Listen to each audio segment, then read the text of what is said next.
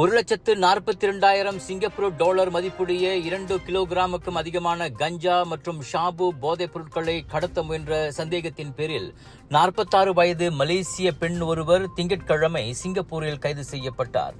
Woodland சோதனை சாவடியில் மேற்கொள்ளப்பட்ட சோதனையின் போது அந்த பெண் ஓட்டிச் சென்ற மோட்டார் சைக்கிளின் முன்புறம் மூடப்பட்ட பகுதியில் மறைத்து வைக்கப்பட்டிருந்த கட்டுப்படுத்தப்பட்ட போதைப் பொருட்கள் இருப்பதாக நம்பப்படும் 2 பொட்டலங்கள் கண்டறியப்பட்டதாக குடிநுழைவு சோதனை மையத்தின் ஆணையம் மற்றும் மத்திய போதைப்பொருள் தடுப்பு பிரிவு வெளியிட்ட கூட்டறிக்கையில் தெரிவித்தன.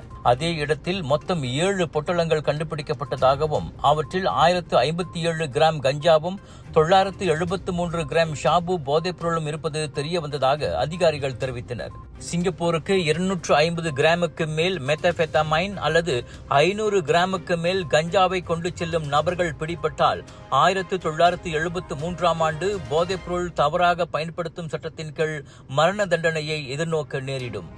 டாக்டர் அப்பாராவ் சன்னாசையின் த ரப்பர் எஸ்டேட் பாய், பால்வெட்டியின் மகன், பல்கலைக்கழக விரிவுரையாளரான சுயசரிதை.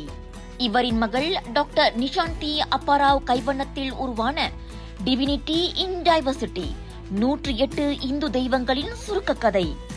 தந்தை மகள் படித்திருக்கும் இந்த சிறப்புமிகு நூல்களை உடனே வாங்கி படியுங்கள். விலையோ மலிவு, செலவோ குறைவு, தரமோ உயர்வு, மனமோ நிறைவு. மக்களின் தேர்வு என்ரிகோஸ் முழு ஆடை சத்துள்ள பால்மாவு.